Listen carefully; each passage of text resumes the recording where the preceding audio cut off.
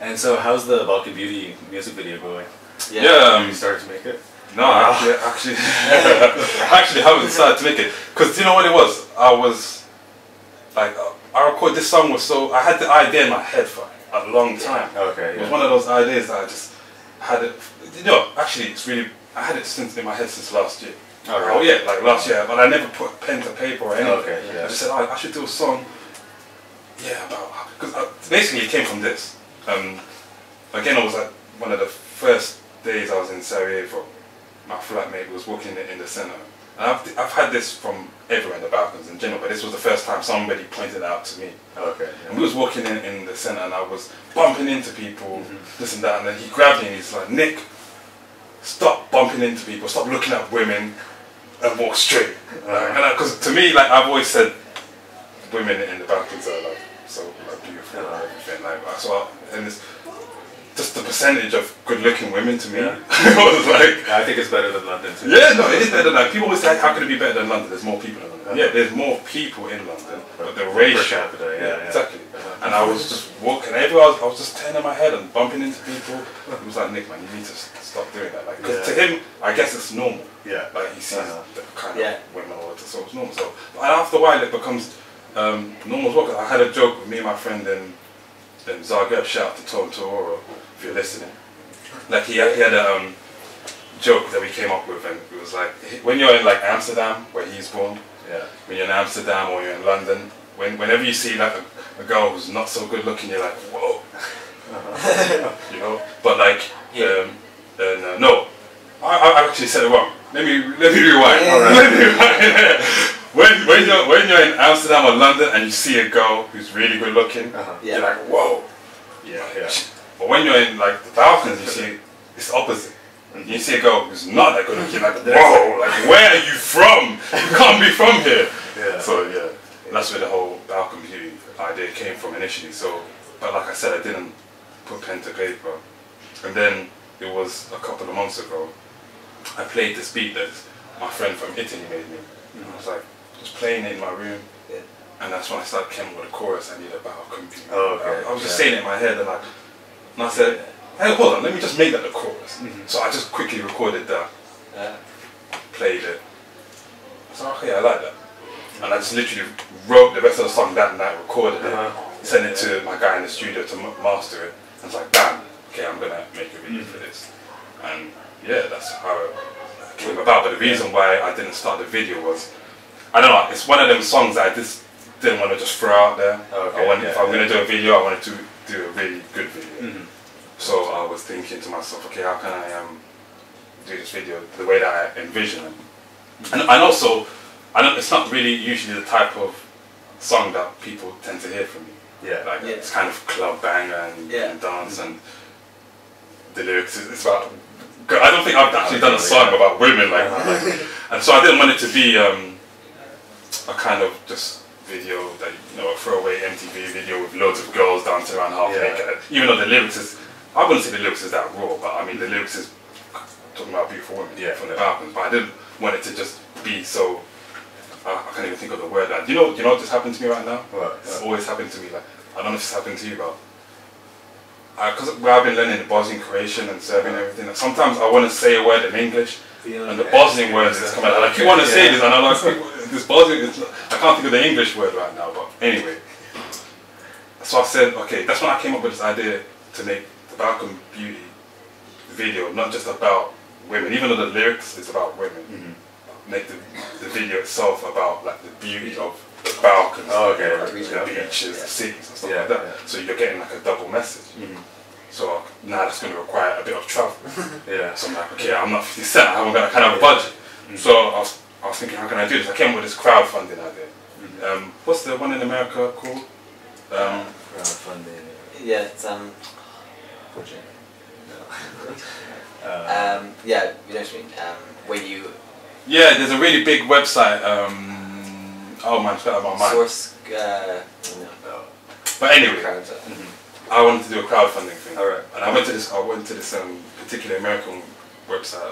It will come back to me. But basically, I couldn't do it through them because I know you have to have like American. Like or stuff like that. So I used the UK one, crowdfunder.co.uk. Yeah. But that didn't really work. And I realized because I don't know, like I realized the whole digital thing is not as prevalent in the Balkans as you know here. Yeah. And I noticed it even when I over there, like a lot of people won't actually buy my CDs. Opposed to getting physical iTunes. Yeah, like I come off the stage and I go, do you have a CD? And like go to iTunes. Like, oh, I'm not gonna go to iTunes. So I realized, okay, that's probably why the digital thing is. And like even with the YouTube, I noticed my views are a lot more than the actual subscribers. I'm like, how have so many? I only have like over like I have like 1,300 subscribers, something like that. And the views are so much more than that. Yeah. And I realized when I've been out of people's houses and stuff, they'll be watching it YouTube. Yeah. They don't have accounts. They don't have accounts. You know what I mean? So it's like that. So I said, okay, the crowdfunding thing, that ain't gonna work. And didn't you have the idea to get like hot girls to send you their pictures? Was that just your scheme? Oh yeah, right. Basically, for the front cover, I said like, you know, submit a picture if you're from the Balkans. All right, yeah. And out of the whoever wins that competition, like whoever gets the most votes, will go on the front cover, which is done now. The front cover is done. Okay. Oh, yeah. Yeah. So we chose a winner from that. Shout out to that as well. And yeah, is that a lot of fun? Choosing the winner. Yes. Yeah, I remember a lot of people messaging me like, I want to be in. I'm like, I don't need to judge it. You judge it. Yeah. So yeah, but now I'm just what I'm basically gonna do with the video is just take my time with it. Like I said, like next year if I get over there and hopefully I get a position over there, I'll just like fund it myself. Okay. And then, I mean, I want to get at least 3 different cities. All right. Yeah, that'll be a lot of fun. Just going around. Yeah. Have you met Azra, the girl who won your competition? Actually, no. Oh, you haven't? Yeah. All right. Well, hopefully, Azra. Shout out, Will it appear? Are you working on a new EP? Will that appear? Yeah, it will appear on a new EP, which is going to be called Mind Over Matter. I'm actually thinking to make it for the album. I'm going to see how it goes. Like because everything I've done so far with the official releases have been EPs or like 10 tracks. I know, but now I feel in a position to actually just write a full, like, you know, 15-track album, 20-track album. Yeah. You know, because I've done so many. Especially when I'm in Sarajevo, I feel this inspiration. Like everybody, before they knew me as Smooth D, they were calling me the BBI guy. The BBI guy. I don't know. You was in Sarajevo recently. Yeah, I was. You know where the BBI, the mall. So basically, people always used to see me in the mall. Yeah. I used to just sit there and be writing lyrics. And like people didn't know me. It was that's the BBI guy. So yeah, I wrote so many songs that some of them are recorded and some of them are not. And I was thinking, okay, maybe it's about time I actually just do a full EP. Yeah. And where's your favorite place to hang out in Sarajevo? You mentioned the BBI. And do you go to Skanderia or Church at all? Yeah, like all over, man. Like, actually, haven't done that much clubbing. You know. Actually, haven't like. I know it was like Basement. I've been. Everyone goes to Slugger. Okay, yeah, I heard about that. Yeah, and so it's crowded and stuff. So that's definitely when I go back, I need to explore the. Yeah, check it out. Okay, yeah. And who are your rap inspirations? Like which rap artists? There's quite a few, but I remember actually the first time I ever wrote my own lyrics was after listening to Common. You know, okay, yeah. And I remember before that I used to just write poetry. I wasn't actually doing it. The funny thing is, I wasn't actually that much into hip hop. So when did you start getting into it? Was it recently, like after Common's Blue Sky or Dreamer Believer? No, it was a while ago. It was like, but it's not as early as people think. People think like, oh man, you must have been like, you came out of your mother's womb. Only until I got to high school, like 14 years old. Oh wow, okay. Most people, I know, was earlier than that. Yeah, it was I know, like 10 and they was into it and stuff. But like me, because I went to school in Ireland actually for 5 years between the ages of 5 to 10. So it was kind of funny when I came back to London. I had like this Irish accent that sounded American sometimes because like the school was international. We had people from all over the world, so we all spoke English to understand each other. But our accent started to muddle up. So I came back to London and people were like, "Where are you from?" I'm from England. Like, no, but you don't sound English. So I wasn't like exposed to that much hip hop at all. There was a couple of guys that I knew who was into it, but they was my only reference. Oh, okay. Yeah. So my idea of hip hop was just MTV guys holding guns and Yeah. and I was like, man, that's not music. Come on. Yeah. Whatever, man. And one day, like my cousin came to my house after I'd come back from Ireland. I started high school. He's like, I'm gonna show you that, you know, there's more to hip hop than what you think. So he brought a mixtape. Well, back in the days when it was actually like on cassette tape. Yeah. And he's like, yeah, listen to this. So I put the tape in, played a couple of tracks. A lot of it I still thought, garbage, whatever. Yeah. But then there was a few tracks that stood out to me. One was by Common. There was a song by Nas. And I was sitting back, and there was a particular Common song called "The Big Payback." It was literally, there was no chorus. There was nothing. It was literally a story from start to end. He's talking about the day that his grandmother got robbed in his neighborhood. I listened to the song and I played about 20 times. I was like, this was amazing. This guy just told a whole story.